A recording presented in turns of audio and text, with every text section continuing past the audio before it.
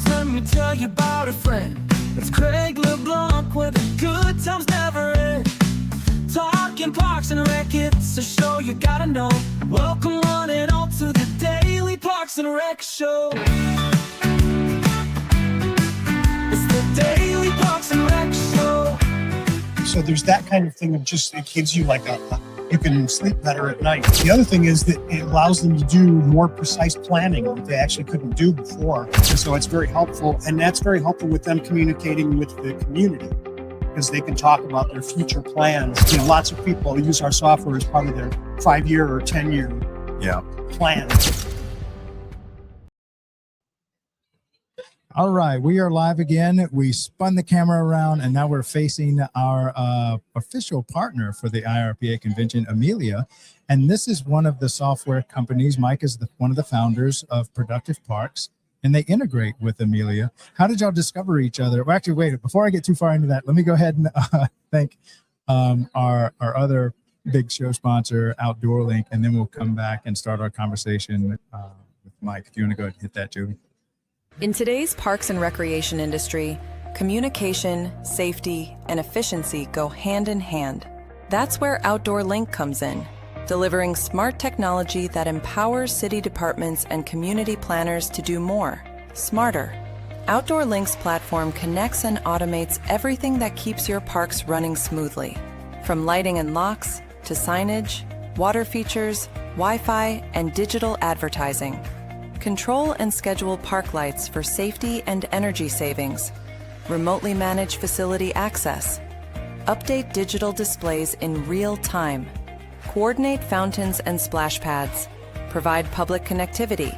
And even run community or sponsorship campaigns on digital screens. All from one simple, unified platform, giving you real-time control, data, and cost efficiency. For parks and recreation agencies, that means safer spaces, smarter resource use, faster responses, and stronger community engagement. And behind every great park story is great infrastructure. That's why Outdoor Link proudly supports DPRS Media Company, helping the Daily Parks and Rec Show amplify the voices of professionals shaping our communities every day. Outdoor Link, smart, connected solutions for parks, recreation, and beyond.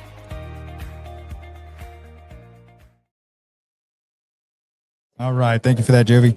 And who I have with us today is another one of our strategic partners. So any work or money you can send their way that helps to put fuel in our tanks and help us to build the next great media company of America, all dedicated on parks and recreation. So I really appreciate the sponsorship that Mike and Amelia, Outdoor Link, and National Academy of Athletics. We really couldn't do this without their help. So Mike, why don't you kind of go way back into how you started this software company? All, if I remember correctly, all in the state of Illinois is kind of where you gave birth to it. It's where it started, yeah, in the Chicago area. I was a kind of an ad hoc consultant, helping people dial in and set up their program registration software. And so I was going to different park districts all around the area, and several of them asked me, could you help us look for some maintenance management software? And we tried, and there was just really nothing out there available. And so I saw this big hole that needed to be filled. And so I talked to all these people, the directors and superintendents of maintenance, and they told me what would be their dream software. And so I built kind of what they were looking for, and several of them came on as our early customers. Yeah. And so it's, I can't imagine what it's like to actually have the customer in the laboratory with you, building it according to what their needs were. What were some of the kind of early requests about it? Well, if it could do this, that would be great. Well, the first thing is it had to be really easy to use. Now, why is that? Why is ease of use so important? Well, there's two reasons. One, for the folks that are out in the field doing the work, it has to be easy for them because they're busy doing the work that they're out there assigned to do. Right. And so they can't be wasting time fiddling with complex software. So we had to make it really easy for the field people. And then the other side, for the administration, like the back side of it, it had to be easy because they didn't want to go out and have to hire a specialist to help them manage the software system.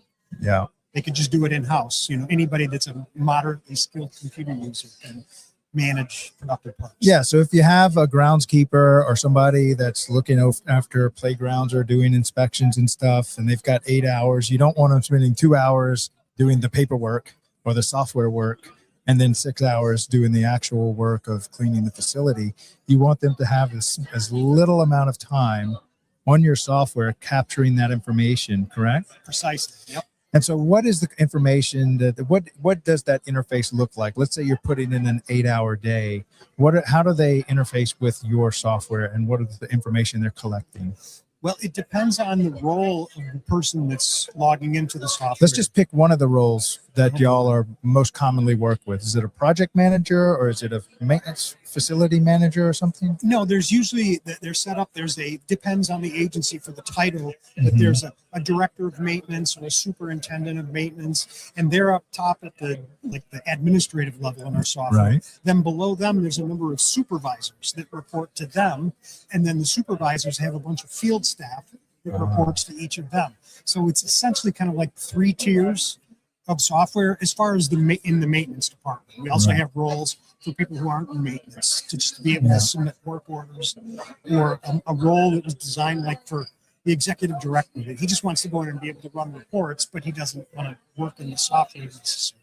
So you've got like these 2 buckets. You've got admins, supervisors, administrators, management, and then you've got like boots on the ground out in the field, out in the trucks at the parks and stuff. And so this is basically their team collaboration tool, correct? Yes. Yeah. It allows everybody to work together and see the components of it that they need to see. Because the people out in the field don't need to see the admin components of it. It doesn't matter to them. They just want to see, what am I supposed to do today? Where am I supposed to do it? What additional information did my supervisor give me about this particular job? Yeah. And now before we get to the end, I want to talk about how it integrates with Amelia. But before we get to that, so let's say I'm in my truck, I've got my trailer of lawn equipment, maybe the guy next to me that's going to work the weed eater, and I'm, maybe managing our little 2-man crew. I'm heading out to the field. I pull up to my park. What are some of the first things I do to integrate with your software? Or how does it track my location there? Does it say, hey, I'm here, and then I take some pictures of my finished job, or maybe a danger issue or something? Well, the pictures, absolutely. It doesn't necessarily track where you are, because that's one of the things that, back to the question of what did people ask about in the beginning, they didn't want it to be like an eye in the sky. Like a big brother. Yeah. Not a big brother thing, because they knew that it would make their staff feel like somebody was looking over their shoulder all the time. So we don't track those kind of things. But for example, photos, absolutely. They'll come up and there'll be 1 or more work tickets for that particular location. And so they're looking at those tickets, and they can make their own choice on which one they need to do first, unless their supervisor specifically had a reason to say, no, you need to do this one first, this one second, this one third. They can do that when they assign the work out. But in most cases, they'll just let the staff, because they might get there and there's somebody playing soccer over here, and they don't want to kick them out. So they go and do number 2 and come back later and do number 1. So most agencies give a little leeway to their. So this actually facilitates real-time decision-making, assessment of what's going on real-time in the property. So you might think the property is ready to be serviced. You show up and there's like 10 families playing soccer on the field.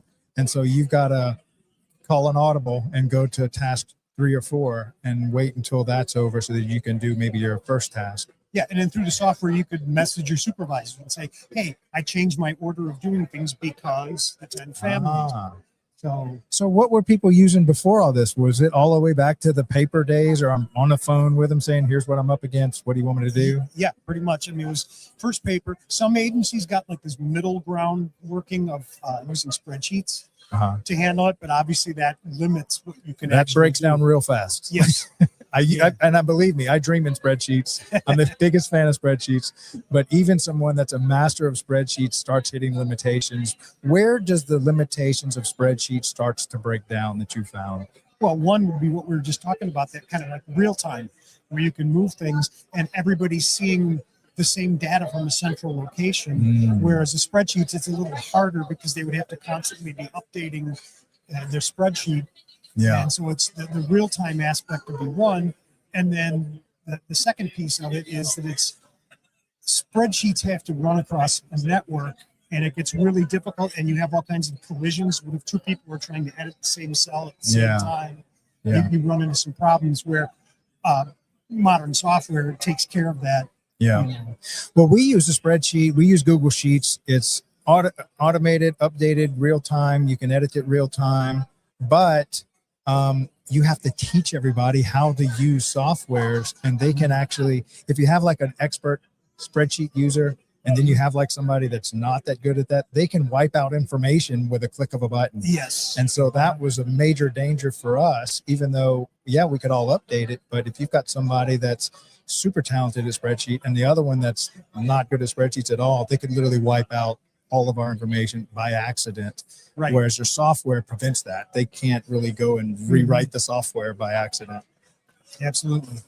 Now, how long does it take to onboard and train a city? And we can go through all the different people in the city that need to be trained. So let's say you're an admin. Is this like a 6-month process, or how long does it take to be proficient at your software? Weeks, 2 weeks to maybe 4 weeks for a bigger agency. And this is the admin, right? Yeah. Like the person who probably wants to know the most about the software. Yeah. Well, the admin, we put them in charge of being on the customer side of the implementation. And so then they're just following through all these steps and seeing it. So they wind up learning the software as you're building everything into it. So, and then are they trained sufficiently at that point to onboard the summertime worker that's maybe got the lawnmower out in the field? They can basically onboard their own little team members at that point? Usually we offer to do it ourselves, but most of them choose to do the onboarding themselves because they've got their own internal protocols that we don't know about. And so it's easier for them to train them because it's about a 15-minute training is all they really need. It's very easy to teach somebody. Plus, we have a whole ton of resources online in our knowledge base. So a lot of them just say, hey, guys, go to this link and watch the video. And you'll learn, and then we'll get together and talk about it for 10 minutes. Yeah, and for those that don't know, that aren't in building software, that aren't software engineers, a 15-minute onboarding process is like the gold standard. That, like, to hit that mark, anybody can make a software that takes 6 months to figure out, but it takes a lot of effort to make it only 15-minute onboarding process, which makes changing or using a software night and day difference. Yeah, we've had, I think it's 3 or maybe 4 now that have gone as low as 7 days. And they had their whole operation up and running in the software. That's crazy. In a week. Those are really motivated people that were already pretty savvy, but still, that's why I say it's more like 2, 3, sometimes 4 weeks. And depends in part on the size of the agency.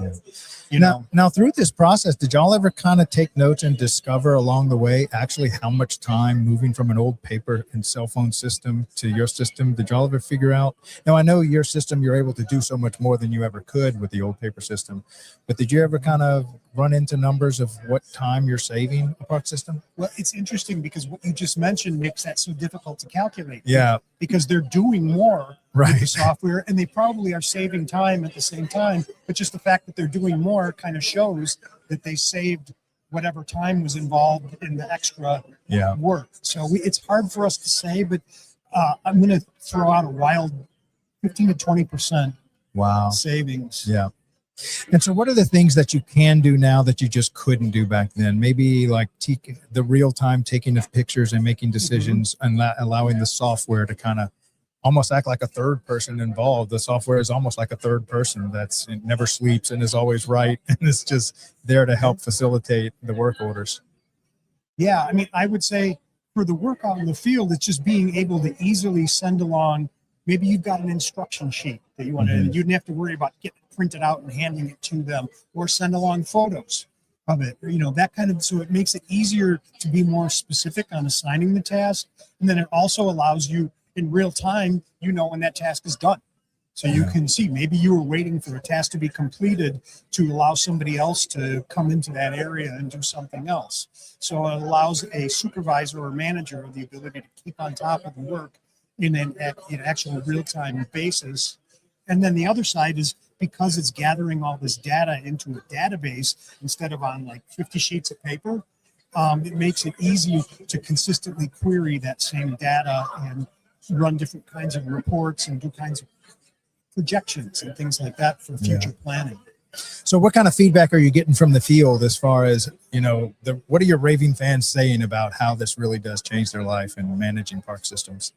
Mostly, I think it relieves some stress because everything is all organized and the software almost forces you to keep everything organized. So it saves them kind of that stress of thinking something might have slipped between the cracks or, so there's that kind of thing of just, it gives you like you can sleep better at night kind of thing. And then the other thing is that it allows them to do more precise planning that they actually couldn't do before. And so it's very helpful. And that's very helpful with them communicating with the community because they can talk about their future plans. And so, lots of people use our software as part of their 5-year or 10-year plan. Yeah. Now I know we could talk about this forever. We're coming towards the end of the show. First of all, what booth are y'all in at the IAPD convention? 719. So if you're here live at the convention, you can go visit Mike. Is anyone else here with you? Are you manning the booth? Yeah, Steve. Okay. Steve and I, we're the co-founders. Oh, okay. Well, you have to get Steve to come over here. Come Sure. on to the show. I'd love to have him on there for 50. Sure. Get with Sherry and she'll book him for tomorrow because I think we've got a few openings over there. Okay.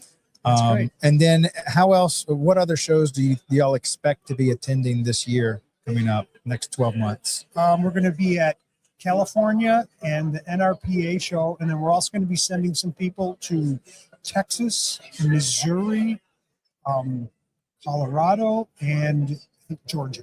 Okay. So we'll 100%. And how did we miss each other at Georgia? I don't know. It wasn't that big of a space. No, I had a 30-minute conversation with your neighbor and you were to my back and somehow we missed one another. So we'll definitely have you on at Georgia, California, and in our PA. So if you want to think about not just you, but maybe you could find a client of y'all's that just loves what y'all are doing. We would love to do a show with you and them and me. And so we can make some great content and they can give a testimony to your software and how good it works. And then, so if they don't see you at one of those trade shows, how can they find you? Productiveparks.com online. Fantastic. Well, Mike, thank you so much for your continued support of the Daily Parks and Rec Show. So glad to run into you here live. This is the first time we meet in person. It's crazy what kind of relationship you can build with somebody and you've never shaken their hand. And now I'm seeing Mike for the first time. He was standing right there and I did not even recognize him. And I've talked to him so many times face to face. So good to finally meet you. Likewise, Craig. Well, thank you so much for supporting our show and have a great rest of your convention. Jovi, you can go ahead and close us out. It didn't start with a studio or a big budget or a perfect plan. It started with belief that stories matter, belief that voices deserve to be heard, belief that community is powerful. What began as a single conversation has grown into something far bigger than us. Today we pause, we reflect, and we say thank you. To our guests, thank you for showing up, for being honest, for trusting us with your stories and letting the world hear them.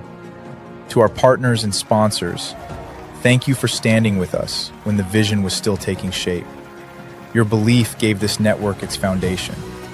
And to our audience, the ones who listened, who watched, who shared, who believed. You didn't just support DPRS Media Network, you built it. This past year changed everything. We grew our shows, we raised our standards, we reached new communities, and we told stories that needed to be told. From parks and recreation to sports, youth, technology, and culture. We learned something important. Growth isn't about numbers, it's about impact. As we grow, our mission becomes clear. Our mission is to create media that matters. Media that educates, media that inspires, media that connects people through honest, human storytelling.